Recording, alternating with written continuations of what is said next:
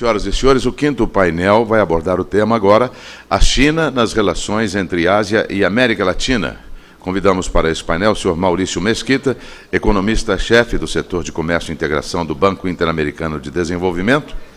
E, como moderador deste painel, temos o prazer de convidar também o senhor Otávio de Barros, economista-chefe do Bradesco.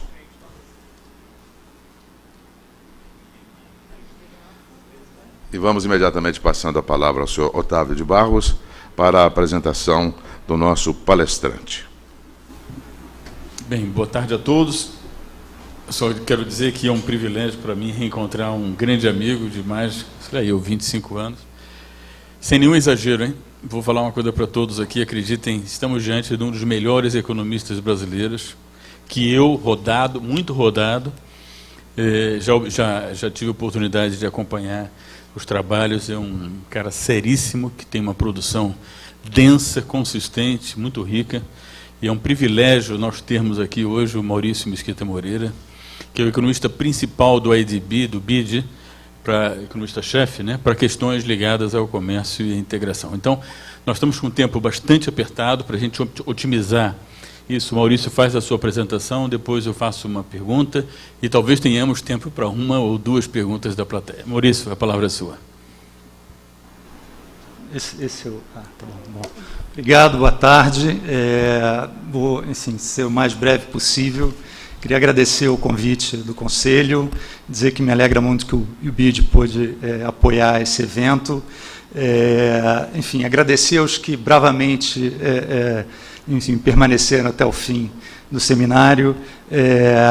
Eu vou tentar ser o mais breve possível. E a minha ideia aqui era apresentar um estudo recente, um estudo conjunto que a gente publicou recentemente com o Banco Asiático sobre as relações Ásia e América Latina.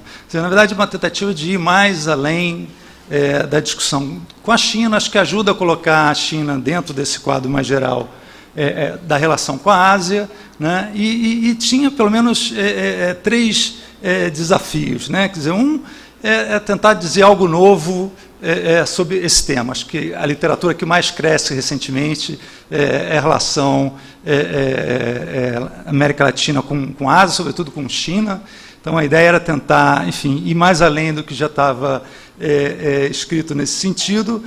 O outro desafio era tentar dizer algo relevante em termos de política comercial, né, para duas regiões que, apesar de terem vários fatores em comum, são bastante heterogêneas. Né? Então, quer dizer, afinar, chegar a recomendações de política comercial era um desafio. O terceiro era chegar a uma visão comum com os nossos parceiros asiáticos. Né? Quer dizer, acho que o desafio maior aí foi tentar restringir a discussão. Eles queriam sempre levar a discussão para uma discussão sobre estratégia de desenvolvimento, enquanto a gente queria focar na relação. Então, deixa eu avançar com isso o mais rápido possível. Então, um breve roteiro do que seria os meus comentários. A ideia é começar um pouco com os fatos estilizados do boom comercial. Boa parte do que vocês vão ver já foi discutido aqui. E é interessante ver que, na verdade, quando se amplia a história para além da China, né, você vê uma história muito semelhante com os outros países asiáticos, né, com a Ásia, com a Coreia, etc. Segundo, acho que a questão-chave do estudo é tentar responder a pergunta de vários bilhões de dólares. Né? Ou seja, será que o padrão que a gente viu na última década é um padrão, é um ciclo, é uma coisa curta e que vai desaparecer em pouco tempo, ou se é uma tendência de maior longo prazo? E depende da maneira como você responde essa pergunta. Obviamente, as implicações em termos de política são totalmente distintas. Tá? Depois eu trato, e vocês vão ver, tem muito a ver com a resposta que eu dou a essa pergunta. O tema que, para mim, acho que permanece como um grande elefante na sala dessa relação entre as duas regiões, que é a questão dos custos do comércio. Não é só tarifa, mas a questão também da infraestrutura, acho que é fundamental. Falo brevemente da questão dos fluxos de investimento bilaterais, né, quer dizer, que vai mais além da coisa da China, e, por fim, concluo com algumas sugestões em termos de política comercial para a região como um todo. Obviamente, tanto o Brasil como China são os principais players por detrás dessa discussão, tá? Mas não são os últimos, não são os únicos jogadores.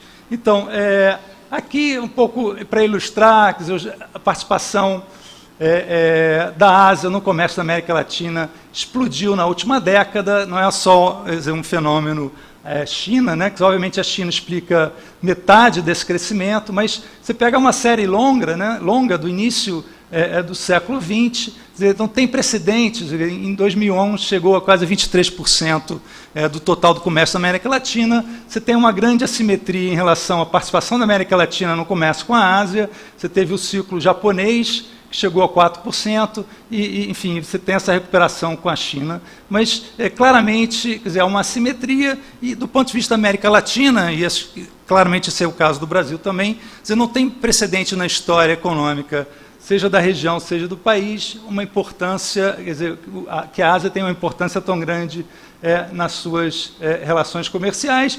E, obviamente, o que está por trás desse grande boom é a complementaridade que existe enorme, né, que já foi comentada aqui várias vezes, de comércio, de recursos entre as duas regiões. Isso é simplesmente um gráfico que a gente põe no eixo vertical, né, a disponibilidade de água, e no eixo horizontal a disponibilidade de terra, e claramente toda a região da Ásia está no quadrante sudoeste, ou seja, tem pouca terra, tem pouca água, né, e a maior parte da América Latina, América do Sul, né, América Central é outra história, está no quadrante, no nordeste, que tem ambos. Então, isso, obviamente, foi o grande motor da relação, que desencadeou, quer dizer, a revelia dos governos, diga-se de passagem, esse boom comercial, e que generou esse padrão de comércio que tanto se comenta e que tanto incômodo gera, né, não o comércio em si, mas o tipo da composição do comércio. Não é um tipo de queixa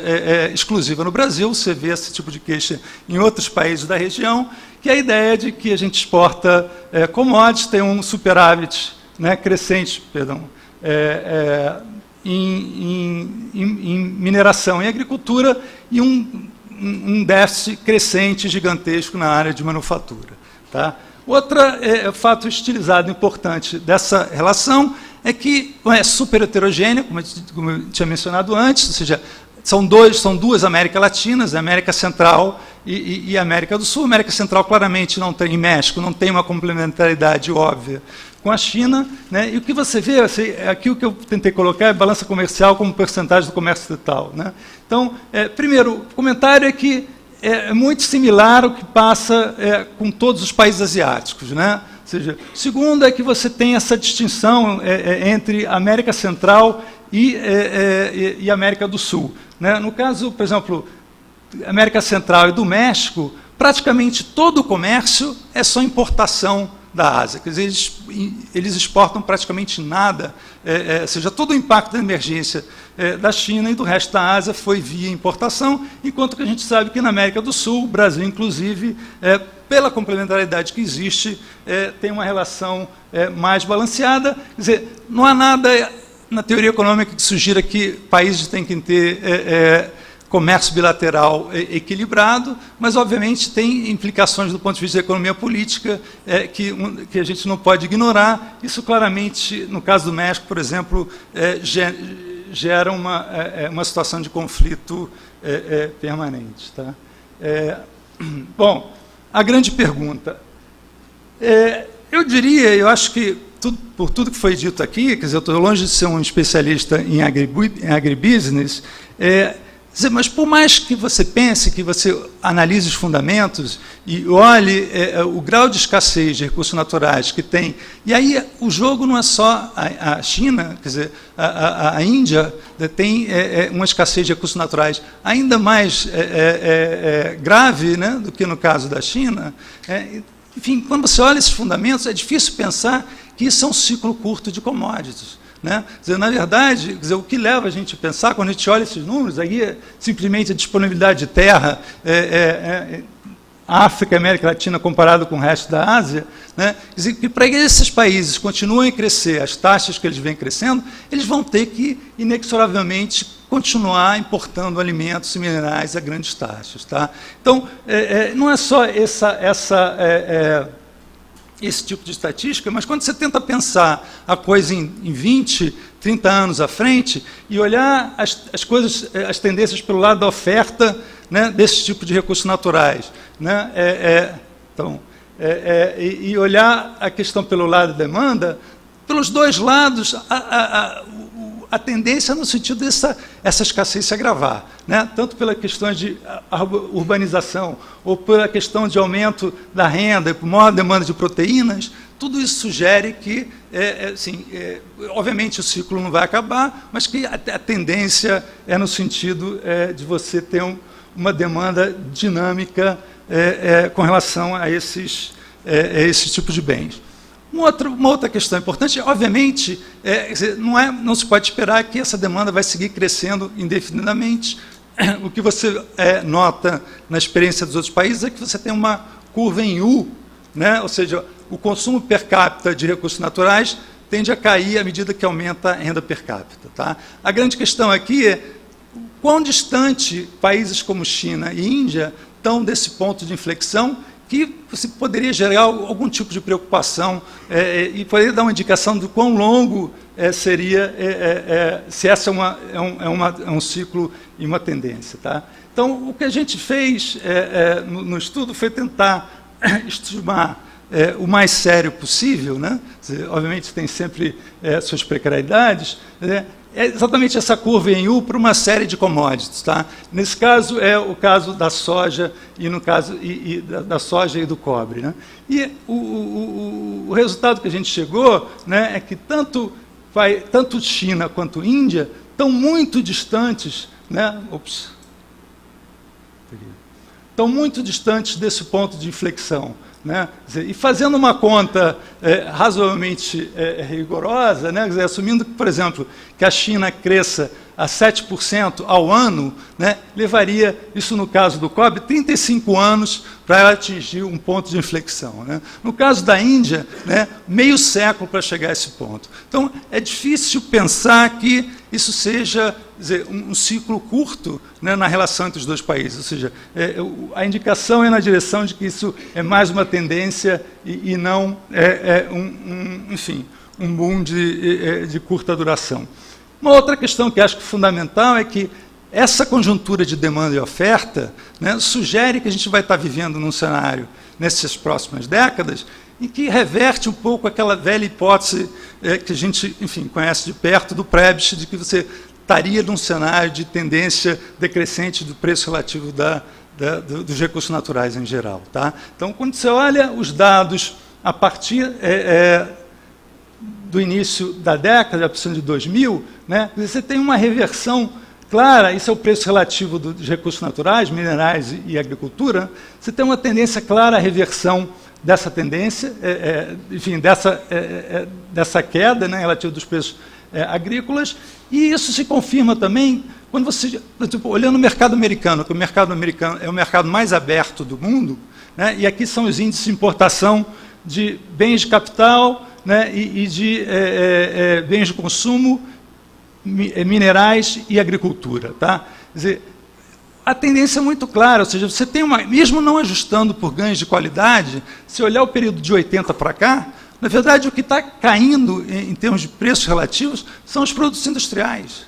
Tá? Quer dizer, pela simples razão de que o mercado ficou super congestionado. Né? Entraram China, entraram o resto da Ásia, e está entrando Índia, né? Na verdade, você está numa conjuntura em que o comportamento que era típico das commodities no período anterior está se tornando um comportamento típico dos preços industriais.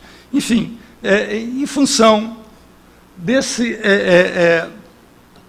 tipo de evidência, né, o que a gente sugere é que, enfim, tudo bem, eu acho que é legítimo a reclamação de que a gente queria um comércio mais diversificado, a gente queria exportar mais manufatura, mas sendo o mais realista possível, né, quer dizer, em função desses dados, o que a gente pode esperar é que, nas próximas décadas, o comércio commodity por manufatura vai seguir sendo, tá, o grande motor da relação com a Ásia.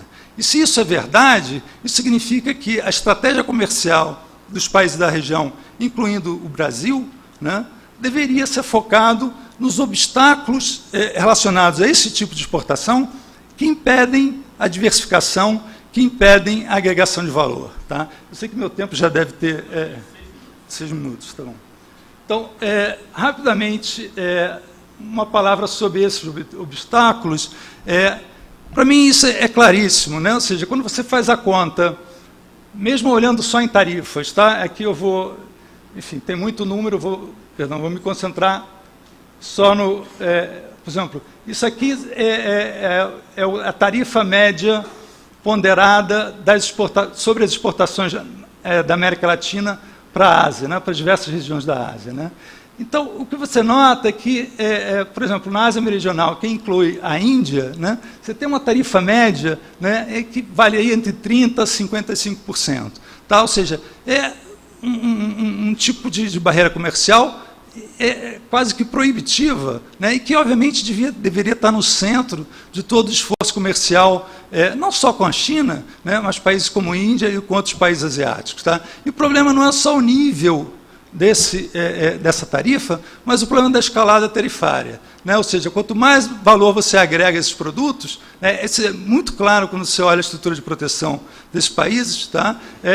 Que empurram a região em direção aos elos da cadeia mais básicos. Tá? Então, isso, obviamente, deveria estar... Eu acho que a região, em geral, fez um trabalho muito pobre no sentido de colocar esse tipo de questão na mesa, sobretudo nas negociações comerciais. Tá?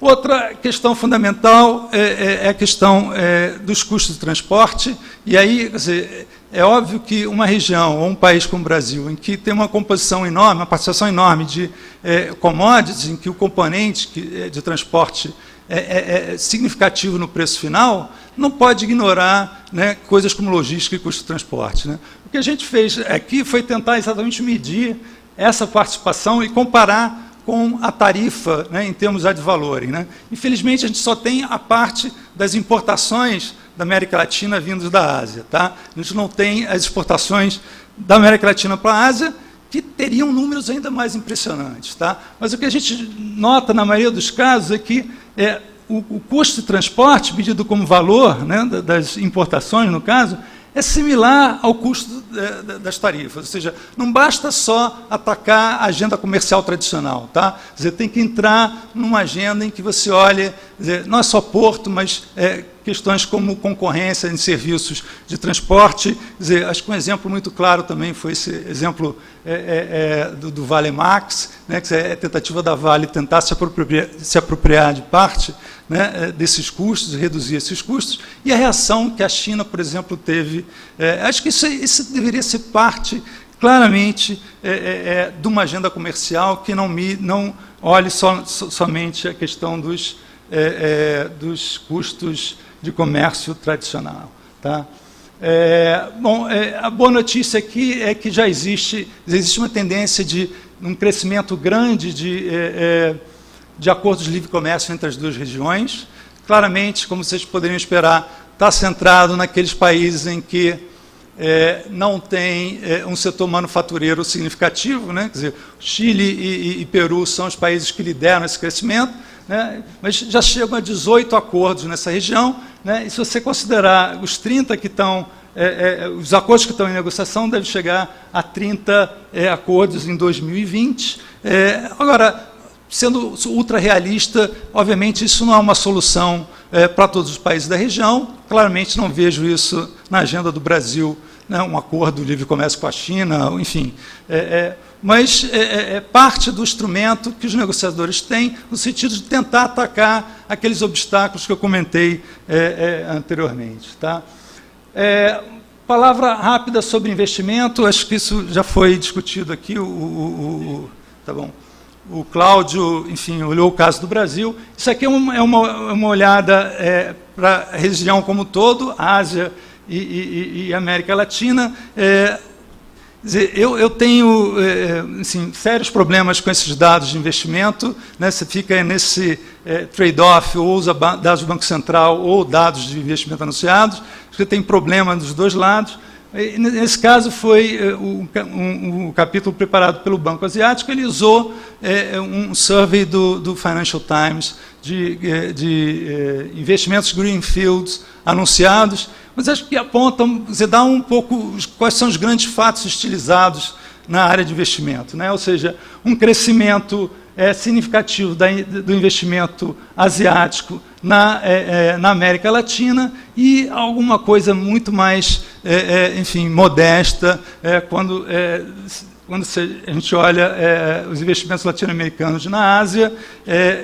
O próximo gráfico dá uma boa ideia de como é que se divide isso, ou seja, os investimentos asiáticos da Ásia na região são praticamente concentrados no México e no Brasil, né? São os grandes dois mercados, como se poderia esperar. Agora, uma coisa que as pessoas perdem um pouco de vista é que o Japão continua a ser, né, o grande investidor asiático na região, sobretudo quando se olha o estoque de investimento é disparado, né? Quer dizer, a China está num processo de catching up, tá? Mas não há dúvida que, quer dizer, quando você compara a participação de comércio que a China tem, né, com a região, que é quase que o dobro do que tem o Japão, né, quer dizer, não está de acordo com a participação que ela tem no volume de investimento. Ou seja, eles claramente têm que se movimentar, devem se movimentar mais nessa área. Isso ajudaria a reduzir as tensões comerciais. No caso dos investimentos latino-americanos na Ásia, claramente China e Índia, os dois mercados, né, que atraem as maiores inversões, e o Brasil disparado 50%, né, dessas inversões. Você tem alguma coisa do México e Chile, né, mas é claramente concentrado no Brasil e em termos de destino, Índia e China. Enfim, para concluir, assim, como eu estava dizendo, quer dizer, as evidências sugerem, e eu adoraria ser convencido do contrário, né, que, quer dizer, apesar dos problemas, esse tipo de comércio, esse padrão de comércio que a gente vê com a Ásia, tende a se perpetuar por décadas à frente, tá? E isso implica em decisões de política comercial e de política econômica. Tá? Quer dizer, qual deveria ser o foco dessa política econômica? Exatamente naqueles obstáculos que impedem que esse padrão que a gente vê, que atualmente é super concentrado em 2, 3, 4 commodities, tá? No processo no nível mais básico possível, atacar frontalmente esses obstáculos para que a gente possa agregar valor a essas exportações. Acordos comerciais são um dos instrumentos disponíveis para isso, servem bem a determinados países na região, para outros não, mas está aí estão disponíveis também acordos setoriais, enfim, o que se precisa é ter uma presença mais incisiva na mesa de negociação, em que se aponte claramente para esses elefantes que ainda impedem o comércio. E, por fim, a questão do investimento direto, quer dizer, eu acho que, eu tinha mencionado, acho que claramente, quando você olha a Ásia como um todo, a China é a que mais tem terreno a cobrir, né? E eu acho que é do interesse não só, né, da América Latina como um todo, mas o interesse da China também no sentido de reduzir as tensões comerciais. Quer dizer, você não pode basear toda uma relação comercial apenas em comércio. A relação que o Japão tem com a região e tem com os Estados Unidos mostra claramente o caminho, né? Quer dizer, você não vai exportar só carros, você vai colocar plantas na região para tentar reduzir, né, o deslocamento que esse tipo de comércio gera. Eu fico por aqui. Obrigado, desculpe aí por avançar no meu tempo. Excelente apresentação, Maurício. Muito obrigado. Realmente muito construtivo e nos ajudou muito a olhar para frente. Temos pouquíssimo tempo e eu queria, de saída, te provocar numa reflexão que vai na direção do comércio intra-asiático. Os dados que nós temos acompanhado nos nossos estudos sugerem que o comércio intra-asiático, esquece Índia está fora. Tirando o Índia, o comércio intra-asiático representava menos de 50% do comércio asiático há 15 anos atrás. Está com 64% atualmente. Houve um aumento muito forte do comércio intra-asiático. Queria que você especulasse um pouco sobre isso. Essa é uma primeira pergunta. Uma segunda, na sequência, essas tensões comerciais, como é que elas ficam num contexto no qual, nos últimos 16 meses, portanto, de julho do ano passado para cá, a moeda brasileira se depreciou em relação à moeda chinesa em 38%. Eu repito, 38% o real se depreciou em relação à moeda chinesa. Então, em tese, uma depreciação dessa magnitude sugeriria uma atenuação das tensões, pelo menos do ponto de vista do Brasil, dadas as maiores dificuldades. Como é que você vê esse tema, caso, dentro de um cenário onde esse tipo de depreciação se mantenha, pelo menos durante alguns anos? Vamos lá. Não, primeira pergunta, comércio intraasiático, não, acho que claramente é um dado impressionante, é um dado que causa muito ciúme. Enfim, tem aquela ideia de que você pode replicar isso na América Latina, né? Toda essa discussão de cadeias produtivas, etc. Quer dizer, quando você olha o comércio intra-regional na América Latina, né, enfim, é significativamente mais baixo do que você vê na Ásia, etc. Tá? Agora, eu acho que o fenômeno asiático reflete o processo de fragmentação, né, da indústria, né? Quer dizer, você transfere uma série de tarefas que são mais intensivas em trabalho para a China, quer dizer, e aí, quer dizer, a China faz, enfim, monta o produto e exporta para o resto do mundo. Quer dizer, eu acho difícil você ver, numa região como a América Latina, né, cujas vantagens comparativas, em geral, em manufaturados são baixíssimas, né, você reproduzir esse tipo de padrão, né, quer dizer, pensando em termos de comércio interregional. Agora, não entendo por que você vê isso como uma preocupação. Não, sentido. Imagine o cenário... Alô? Imagine o cenário no qual essa mudança de modelo chinês, por exemplo, vamos chamar atenção para a China, significa, na prática, um modelo que se volta mais para dentro, com salários maiores, poder de compra maior, desenvolvimento, poder de compra da população chinesa maior, desenvolvimento do setor de serviços. Em suma, no momento em que oportunidades teoricamente surgem para países como o Brasil de vender para a China e para a sua periferia, dentro desse mesmo raciocínio, produtos além das matérias-primas, o comércio intraasiático vai estar ocupando um lugar potencial de países da América Latina. É simplesmente uma reflexão nesse sentido. Entendi. Eu acho que não tem condição da Ásia suprir o tipo de mercadorias, principalmente nessa área de recursos naturais, né, quer dizer, que o país como o Brasil e outros países na América Latina podem suprir. Ou seja, ainda que o modelo mude, né, e que eles aumentem a parcela do consumo no PIB, eu acho que a questão da escassez de terras, a questão da escassez de água vai continuar presente, né? Então, quer dizer, o desafio aí, eu acho que no painel anterior, essa discussão com a Brasil Foods, né, é exatamente aproveitar esse aumento do consumo, que inevitavelmente vai passar por alimentos processados, enfim, por outros produtos. Por que não por outros produtos manufaturados, não intensivos em trabalho, obviamente, que países como o Brasil possam, nichos que sejam possíveis? Não tenho dúvida que nichos vão existir, acho que a Embraer é claramente um nicho, mas se você pensar em grandes volumes, né, quer dizer, algo que vai mudar o padrão, eu não vejo muita perspectiva nisso.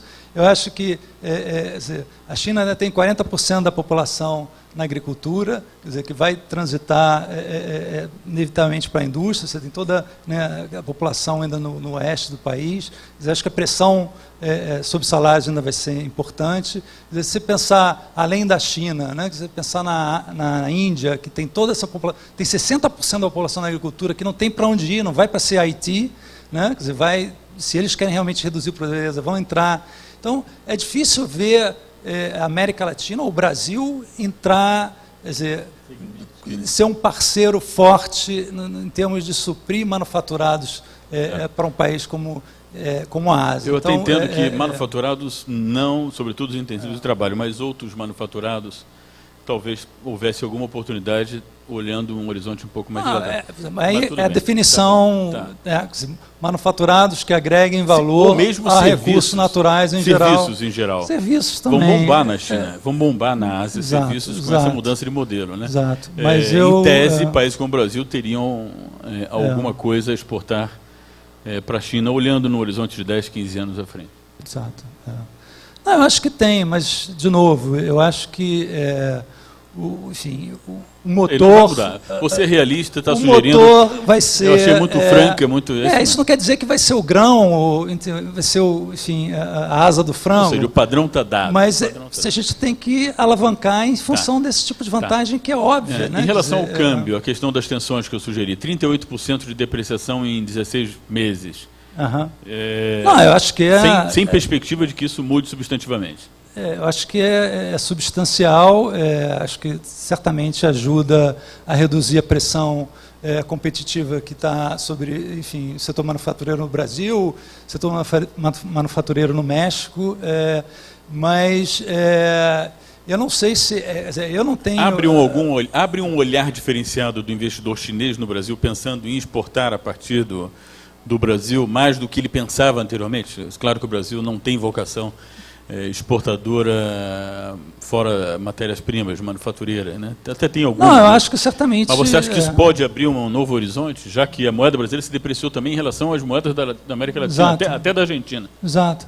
Não, eu acho que, enfim, não tenho dúvida que vai na direção correta, sobretudo os mercados regionais, e possivelmente o mercado americano, isso é uma ajuda significativa, mas eu continuo cético de que esse tipo de desvalorização vai ajudar que a região seja uma grande exportadora de manufaturados, seja para a Ásia ou seja para o mundo como um todo, né? Quer dizer, eu acho que essa ideia de que a gente ainda pode ser um grande exportador de manufaturados, quer dizer, que a nossa inserção no mundo que a gente está vendo hoje vai se dar por aí, né? Eu acho que cada vez menos provável. Eu concordo 100%. Mas sem entrar, enfim, eu adoraria que a gente ainda tivesse a janela aberta e que, enfim, que fosse indústria. Mas eu queria ser convencido do contrário. Quando você olha os números e olha, enfim, a dificuldade que esses países têm de competir, né? Eu acho, enfim, um cenário muito pouco provável. Eu não tenho dúvida que você tem razão. A minha provocação é o seguinte: 38% é muita depreciação. É muita. Certamente afetou, em alguma medida, o processo decisório de investimento chinês no Brasil. Está afetando, está em processo. Quer dizer, isso, algum tipo de influência, isso pode... Estou só provocando, porque eu acho que é um tema para a gente olhar nos próximos 2 anos, caso isso se mantenha. Porque é muita depreciação. Só isso. O problema é o seguinte, nós temos que terminar, mas eu acho que... Uma pergunta, meu embaixador? Uma pergunta para o nosso Maurício Mesquita. O senhor vai fazer uma pergunta? Uma boa pergunta aí para o Maurício Moreno. Roberto Abdenur, por favor. Olá, Maurício, prazer em revê-lo. Uma observação, talvez mais do que pergunta, do que foi dito aqui, inclusive nos painéis anteriores, fica claro que o Brasil tem uma grande capacidade de exportar produtos agrários, mas... como você mencionou, Maurício, existe a escalada tarifária na China. Nós exportamos soja em grão, a soja esmagada tem uma tarifa maior.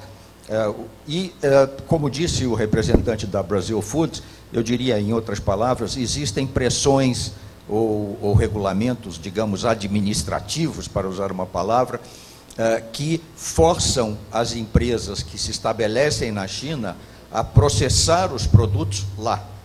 Portanto, quer dizer, a agregação de valor que a Brazil Foods é capaz de fazer, ela faz na China. Claro que, do ponto de vista da empresa, isso resultará em lucros, que podem voltar em termos de remessas financeiras ao Brasil, mas a plataforma exportadora brasileira perde com isso. Eu gostaria de ter comentários sobre isso. E, se me permite, Otávio, um outro comentário ou pergunta, num plano completamente diferente. Eu não sei, Maurício, se me devo preocupar ou não com a seguinte situação. Vendo como diplomata a evolução do quadro, digamos, geopolítico nas relações entre Ásia e América Latina. Acaba de se formar a chamada Aliança do Atlântico entre México, Peru, Colômbia e Chile, num esforço de voltar-se para a Ásia. Isso eu creio que se conjumina ou se pode convergir em algum momento com essa Trans-Pacific Partnership, que está sendo muito impulsionada pelos Estados Unidos. Alguns veem como uma tentativa de circundar a China, outros acham que, ao cabo de algum tempo, a própria China pode entrar nisso. Nós aqui vemos um Mercosul numa situação melancólica. Usar a palavra fortaleza não cabe em relação ao Mercosul, mas é uma melancólica fortaleza protecionista, enfim, se reduzindo em matéria de importância, inclusive para o próprio comércio intrarregional. Como é que você reagiria a essas duas perguntas tão diferentes? Eu acho que elas estão até relacionadas. Não, eu não tenho dúvida que essas questões de escalada tarifária, das barreiras não tarifárias, né? Quer dizer, toda a questão da transparência, que não é só, acho que não é só da China, né? Quer dizer, eu acho que você olha a Índia, quer dizer, acho que é injusto só apontar o dedo para a China, mas é uma coisa generalizada na Ásia, né? Quer dizer, e esse é um mercado que é fundamental para nós. Então, eu acho que existe muito pouca informação, é muito difícil você conseguir saber exatamente quais são essas barreiras. Acho que a sugestão do Cláudio é perfeita. A gente fez um esforço nesse sentido, mas a coisa, assim, o desafio é enorme, né? Porque essas coisas não estão escritas em lugar nenhum, e as empresas que sofrem esse tipo de obstáculo relutam em falar abertamente, né, desses obstáculos, que têm medo de que sejam retaliadas de uma forma ou outra. Então, acho que, claramente, tem que vir um esforço por parte do governo, né, e de ambos os lados, né? Quer dizer, acho que o Cone Sul, nos últimos anos, não tem exatamente sido um grande exemplo de livre comércio também, né? Mas, enfim, falando em termos de Ásia, acho que tem que fazer um esforço enorme de inteligência comercial e de colocar essas questões na mesa. Em termos desse movimento que você vê na América Latina, a Aliança do Pacífico, enfim, eu vejo com grande preocupação a situação no Brasil, principalmente se você pensa em termos da indústria, né, que eu acho que é uma grande obsessão nacional, né? Quer dizer, eu acho que numa situação em que a concorrência na área de manufaturados é cada vez mais intensa, né, a gente não pode se dar ao luxo de não ter, né, o melhor acesso possível aos mercados que estão ao nosso redor, inclusive o mercado americano. Né? Quer dizer, eu acho que a complementaridade do nosso setor industrial com a indústria americana é infinitamente maior, né, do que qualquer país asiático. Então, quer dizer, eu acho que requeriria uma ação muito mais agressiva, né, do que a gente vem tendo até recentemente. Claramente, o Mercosul é um passo na direção correta, mas é insuficiente para garantir escala, né, para o tamanho do nosso setor industrial. A gente tem que ir além disso.